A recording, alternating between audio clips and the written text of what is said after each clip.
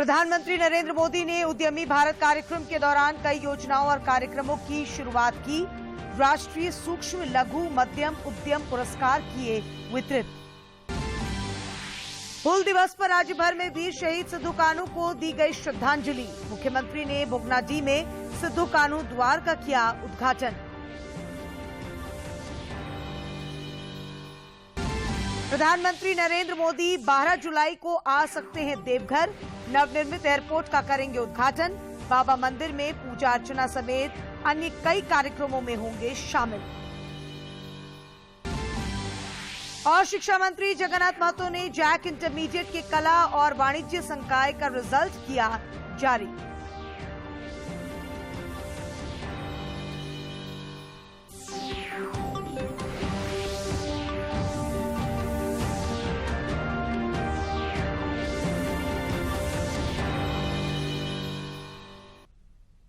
नमस्कार, खबरें झारखंड में आपका स्वागत है। मैं हूं अशीता आनंद और अब समाचार विस्तार से।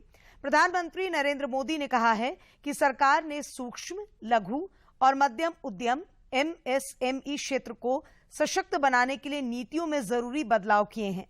नई दिल्ली में उद्यमी भारत कार्यक्रम को संबोधित करते हुए श्री मोदी ने कहा कि सरकार के नजरिए में एमएसएमई का मतलब है उसकी अधिक से अधिक मदद करना।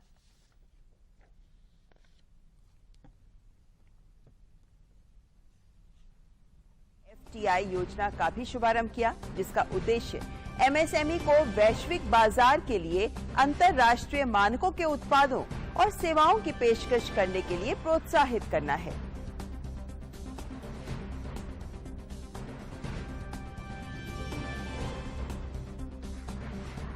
और साथ ही प्रधानमंत्री ने प्रधानमंत्री रोजगार सृजन कार्यक्रम PMEGP की नई विशेषताओं का शुभारंभ किया।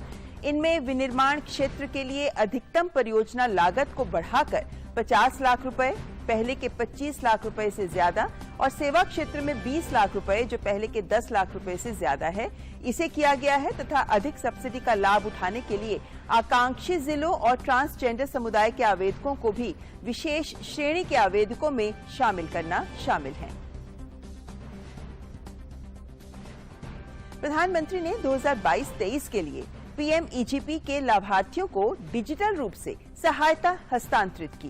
पीएम ने आत्मनिर्भर भारत SRI फंड में 75 MSME को डिजिटल इक्विटी सर्टिफिकेट भी जारी किए। साथ ही MSME आइडिया हैकाथॉन 2022 के परिणामों की भी प्रधानमंत्री ने घोषणा की।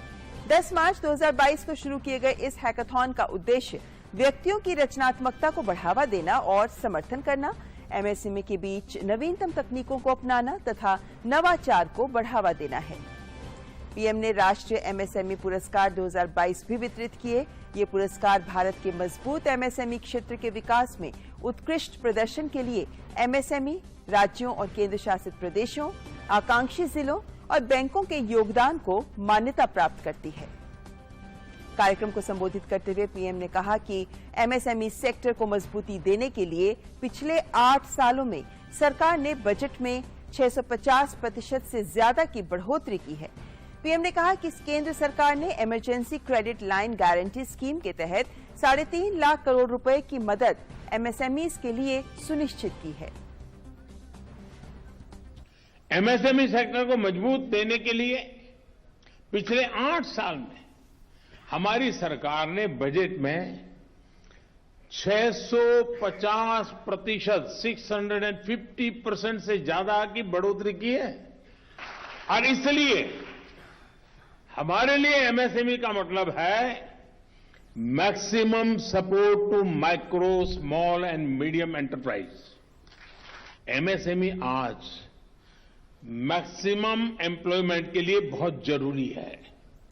इसलिए जब 100 साल का सबसे बड़ा संकट आया तो हमने अपने छोटे उद्यमों को बचाने के साथ ही उन्हें नई ताकत देने का भी फैसला लिया। केंद्र सरकार ने emergency credit line guarantee scheme के तहत 3.5 लाख करोड़ रुपए की मदद MSMEs के लिए सुनिश्चित की।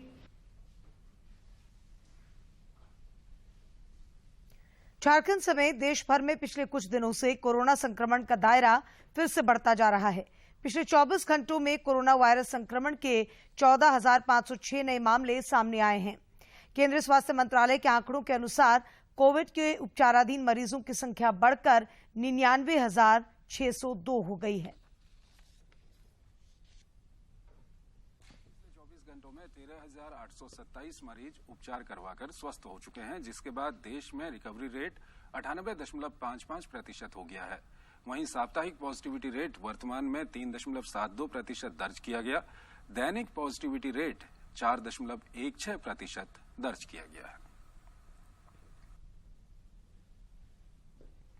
इधर झारखंड में पिछले 24 घंटों के दौरान 44 नए संक्रमितों की पुष्टि हुई है, जबकि 31 कोरोना वीरों ने इस बीमारी को हराकर जिंदगी की जंग जीती है। राज्य में फिलहाल कोरोना के 284 सक्रिय मामले शेष हैं, जबकि रिकवरी रेट 98.72% है। कोरोना के खिलाफ जारी जंग में टीकाकरण अभियान में देश ने एक और नया कीर्तिमान स्थापित किया है।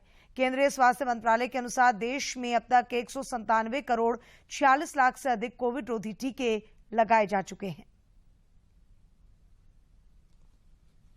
एक महत्वपूर्ण माध्यम है और इसकी उच्च स्तर पर लगातार समीक्षा और निगरानी की जा रही है।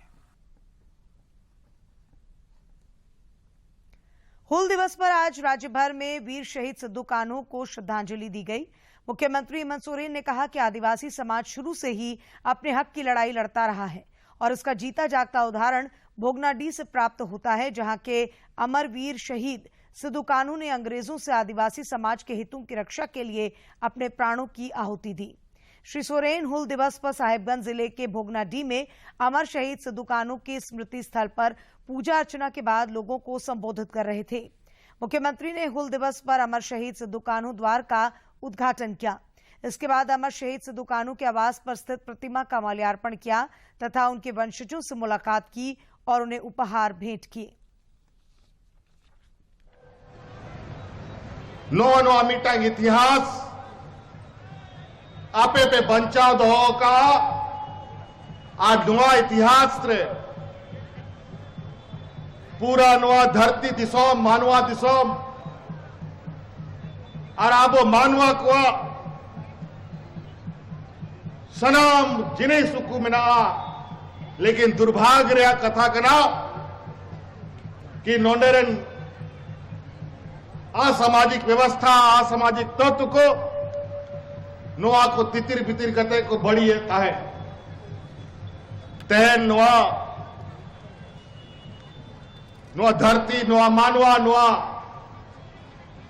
दिसोम रे इतिहास बंचा दो लगी जे आपे पे भूमिका पे दो का निश्चित रूप से आपे को अड़ी अड़ी सराव और इंग्लैंड पे कहना तेहन थोड़ा अड़ी कम ते समय लगी है कहना इंग अड़ी उसारा बल्कि नोडे सेम कहते के नोआ मंड्रो नोआ फोसिल पार्क बखरा मीटिंग विशेष बैठक दो कहते नोडे तीना मौत ते नोडे ना विकास हुई दड़े और नोआ आडे पासे रन होड़ को चिकाते विकास हुआ। विधानसभा अध्यक्ष रविंद्रनाथ महतो ने जामताड़ा जिले में सिद्धू कान्हू की प्रतिमा पर माल्यार्पण किया और श्रद्धांजलि अर्पित की। मौके पर उन्होंने कहा कि झारखंड में हुई उस ऐतिहासिक क्रांति को आज स्मरण करने का दिन है जिसमें विदेशी हुकूमत के अन्याय के खिलाफ विद्रोह का बिगुल फूंका गया था।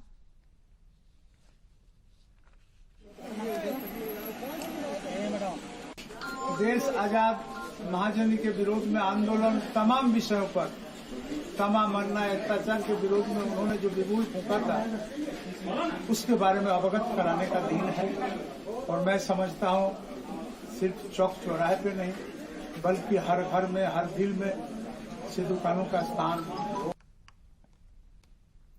167वें संथाल हुल यानी संथाल विद्रोह दिवस पर आज उपराजधानी दुमका में कई कार्यक्रम आयोजित किए गए।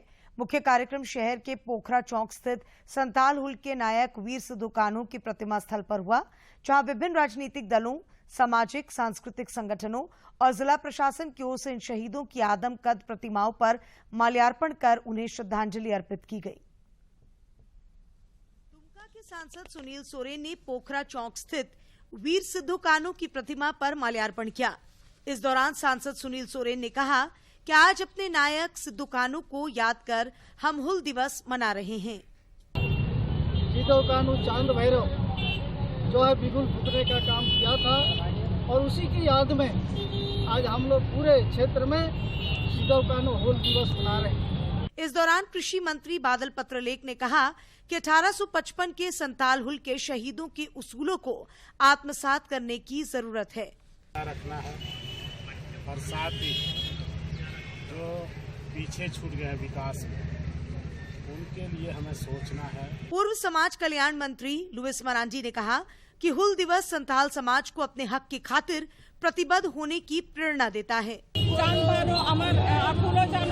उस जनजाति को या एक महिला समाज को उन्होंने एक सम्मान दिया है। जामा विधायक सीता सोरेन ने कहा कि राज्य सरकार झारखंड को सिद्धू कान्हू के सपनों का राज्य बनाने के प्रति प्रतिबद्ध है और उसी के उपलक्ष्य हम लोग देख सक रहे हैं कि आगे भी हम लोग निरंतर हमारी सरकार कार्य करते रहेगी और हम लोगों को हर क्षेत्र में जीत हासिल। महेशपुर विधायक प्रोफेसर स्टीफन मरांडी, जिला परिषद अध्यक्ष जोएश बेसरा, उपायुक्त रविशंकर शुक्ला सहित अनेक लोगों ने सिद्धू कान्हू की प्रतिमाओं पर माल्यार्पण किया। ग्रामीण क्षेत्रों में भी हुल दिवस पर कई कार्यक्रम आयोजित हुए। दुमका से आर.के. नीरद की रिपोर्ट।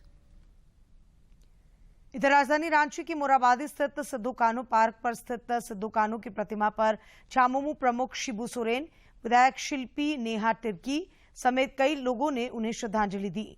मौके पर राज्यसभा सदस्य महुआ माझी और प्रदेश कांग्रेस के कार्यकारी अध्यक्ष बंधु तिर्की समेत कई गणमान्य लोग मौजूद थे। नमस्कार।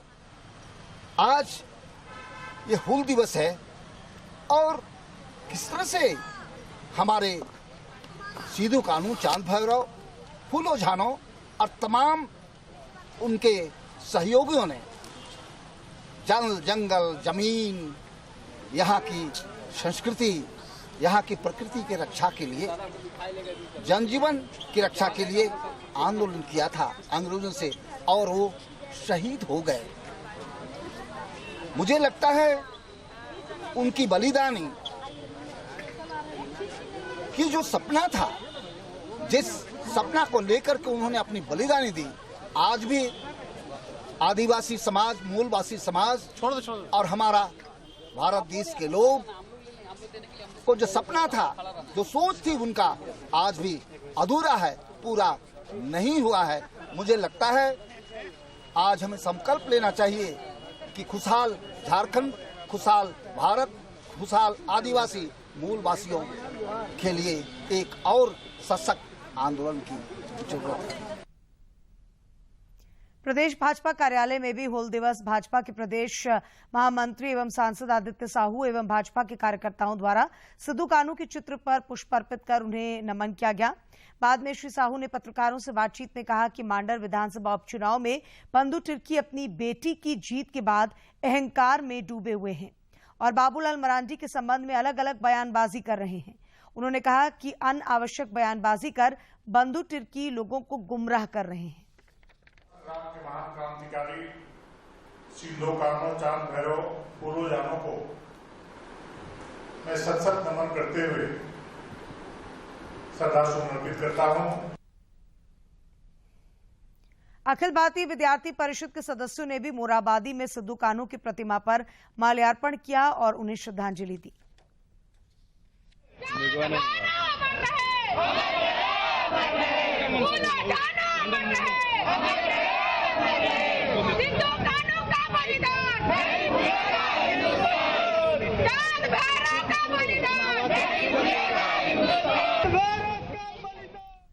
आजसू पार्टी सुप्रीमो सुदेश कुमार महतो समेत आजसू पार्टी के कई नेताओं ने भी हुल दिवस पर मोराबादी स्थित सिद्धू कान्हू पार्क पर स्थित सिद्धू कान्हू की प्रतिमा पर माल्यार्पण किया और श्रद्धांजलि दी। मौके पर उन्होंने कहा कि राज्य सरकार को इस आंदोलन का मूल्यांकन करना चाहिए ताकि देश में इस आंदोलन को जिस रूप में सम्मान मिलना चाहिए उस रूप में मिल सके। इस आंदोलन के इतिहास के बारे में फिर से इसके सारे मूल्यों को सामने रखते हुए, आंदोलन के उद्देश्य को सामने रखते हुए मूल्यांकन करना चाहिए, ताकि इस देश में इस आंदोलन को और इस आंदोलन के सम्मान उस रूप से मिल पाए। ये मेरी आज के दिन में मैं अपने इस राज्य के और इस आंदोलन का जो मैं पृष्ठभूमि को देखता हूँ, उस हिसाब से मेरी चिंता है। दूरदर्शन केंद्र रांची में कार्यरत टेक्नीशियन लकी नारायण नायक आज करीब 3 दशक की सरकारी सेवा के बाद सेवानिवृत्त हो गए। केंद्र प्रमुख आर.के. राव ने सेवानिवृत्ति के मौके पर उन्हें सम्मानित किया और उनके उज्जवल भविष्य की कामना की। मुख्यमंत्री हेमंत सोरेन ने अपने संथाल दौरे के क्रम में आज साहिबगंज जिले के मंडरो स्थित फॉसिल्स पार्क तथा फॉसिल्स म्यूजियम सह ऑडिटोरियम का भी उद्घाटन किया।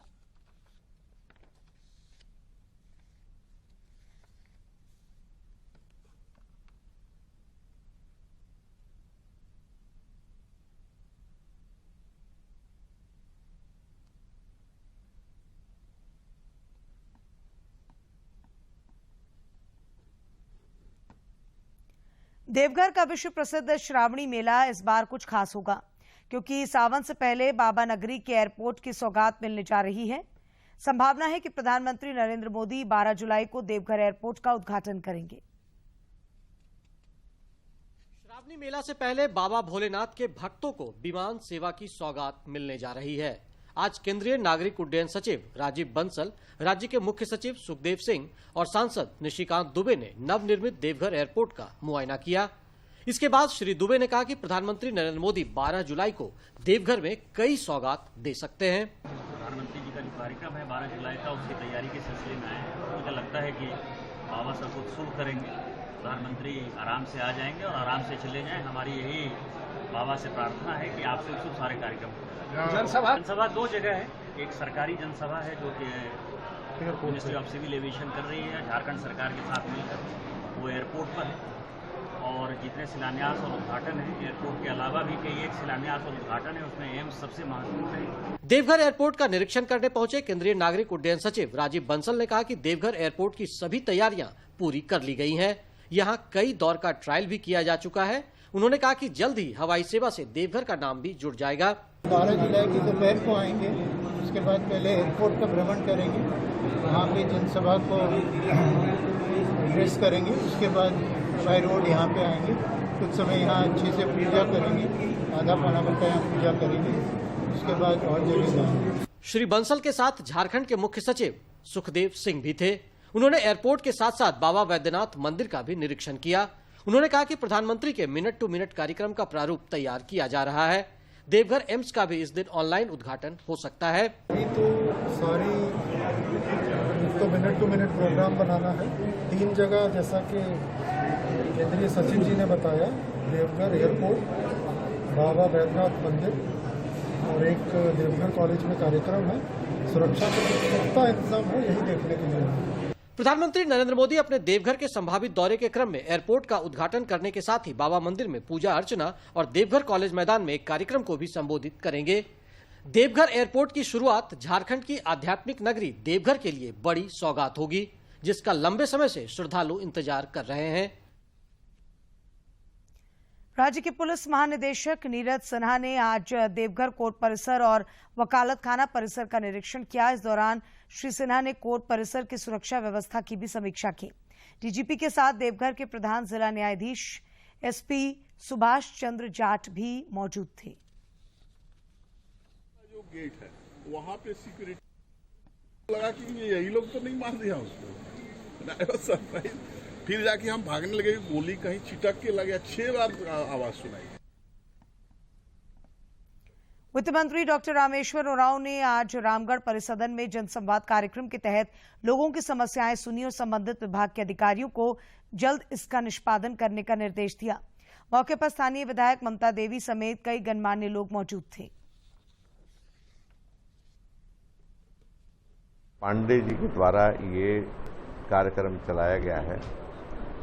मंत्री लोग को 6 जिले दिए गए हैं, जहां मंत्री लोग घूम घूम के जिला स्तर पर, जरूरत पड़ने पर विधानसभा स्तर पर भी जाते हैं और लोग का जो शिकायतें किस तरह से सरकार के योजनाओं से संबंधित है। शिक्षा मंत्री जगन्नाथ महतो ने आज जैक के इंटरमीडिएट कला, वाणिज्य और वोकेशनल संकाय का परीक्षा फल जारी किया। परीक्षा परिणाम में कला संकाय में 97.43%, जबकि वाणिज्य संकाय में 92.75% विद्यार्थी सफल हुए हैं। कला संकाय में किसान मजदूर इंटर कॉलेज हजारीबाग की छात्रा मानसी साहा और कॉमर्स में डीवीसी +2 हाई स्कूल चंद्रपुरा की छात्रा निक्की कुमारी ने टॉप किया है।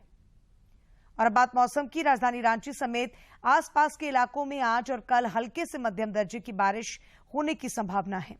वहीं कुछ इलाकों में भारी बारिश का भी पूर्वानुमान है। मौसम विज्ञान केंद्र रांची ने इसे लेकर येलो अलर्ट जारी किया है। विभाग ने कहा कि इस दौरान हल्के से मध्यम दर्जे की मेघ गर्जन तथा वज्रपात होने की संभावना है। रामगढ़ जिले के रजरप्पा स्थित मां छिन्नमस्ती के मंदिर में आज से गुप्त नवरात्र शुरू हुए हैं। मौके पर मंदिर न्यास समिति के पुजारी ने बताया कि आषाढ़ महीने में होने वाली गुप्त नवरात्रि में सभी की मनोकामनाएं पूरी होती हैं। वहीं काशी से आए एक श्रद्धालु ने बताया कि यहां मोक्ष की कामना लेकर गुप्त नवरात्र में शामिल होने आए हैं।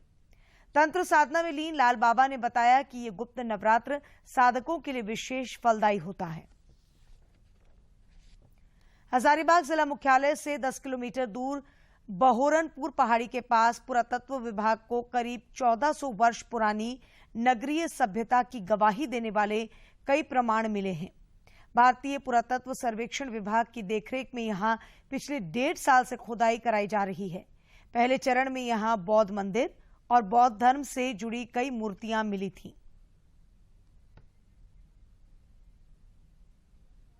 ये बहोरनपुर इलाका है और ये पीछे सीतागढ़ा पहाड़ है।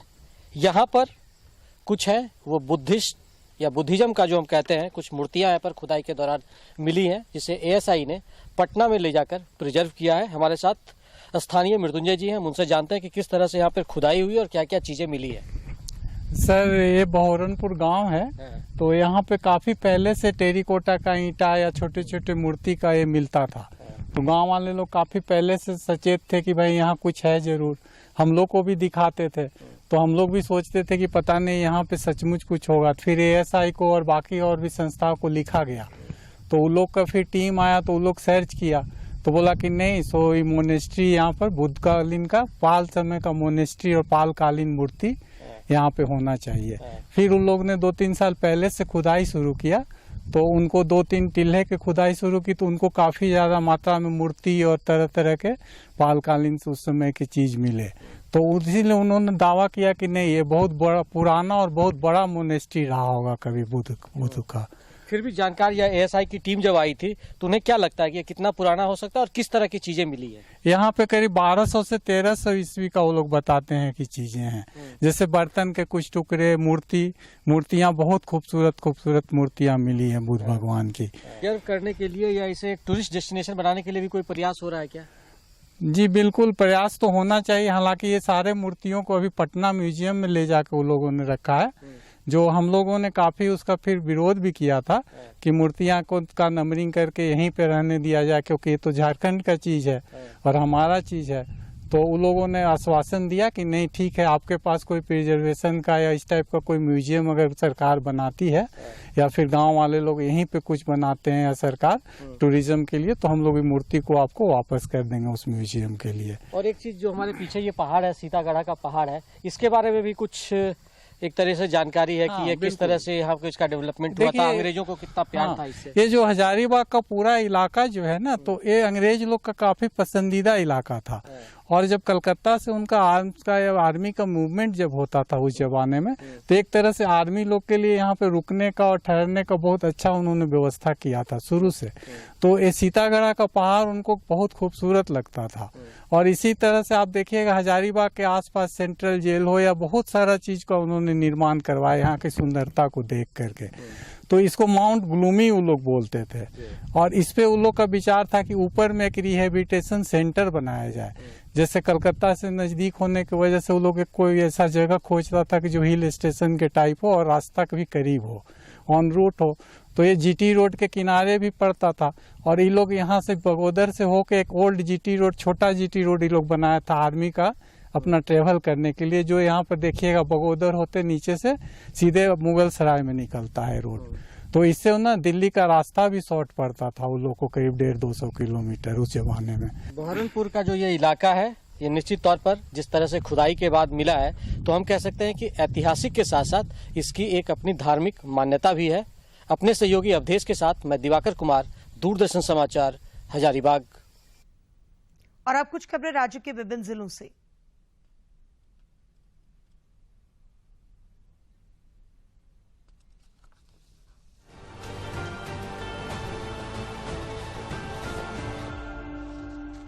गोड्डा के पोड़ैयाहाट थाना अंतर्गत कपसा टोला के पास पिछले हफ्ते भारत फाइनेंस के एजेंट से करीब 30,000 रुपए, 2 मोबाइल और एक टैब छिनतई करने के आरोप में पुलिस ने 2 आरोपियों को गिरफ्तार किया है।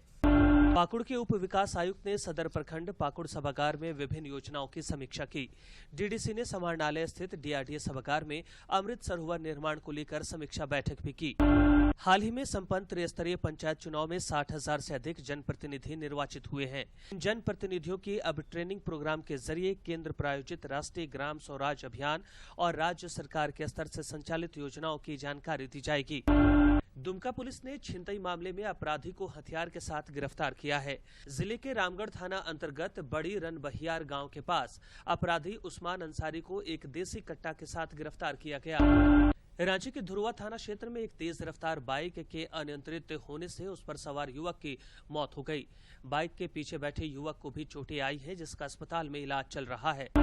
डकैती के आरोप में रांची के होटवार जेल में सजा काट रहे बुधराव उरांव नाम के डकैत को जेल अधीक्षक हामिद अख्तर ने कल्याण कोष से 17,000 में कृत्रिम पैर बनाकर एक मिसाल कायम की है।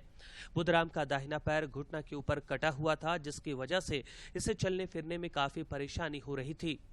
एनजीटी के रोक के बाद राज्य में बालू की किल्लत के मद्देनजर झारखंड चैंबर ऑफ कॉमर्स ने बालू घाटों की नीलामी शुरू करने के लिए मुख्यमंत्री को पत्र लिखा है। रांची जिला परिषद अध्यक्ष और उपाध्यक्ष के दोनों पदों पर 800 समर्थित सदस्यों का कब्जा रहा। मुकाबले में खड़े अन्य पार्टियों के समर्थित सदस्यों को मुंह की खानी पड़ी। अध्यक्ष पद निर्मला भगत और उपाध्यक्ष पद पर वीणा चौधरी ने बाजी मारी। सरायकेला खरसावां के कुचाई में 2019 में नक्सलियों से मुठभेड़ की जांच अब सीआईडी करेगी। सीआईडी ने मानवाधिकार से संबंधित 3 कांडों को टेक ओवर किया है। इन कांडों में कुचाई मुठभेड़ के अलावा हजारीबाग में हिरासत में मौत और कोडरमा के डोमचांच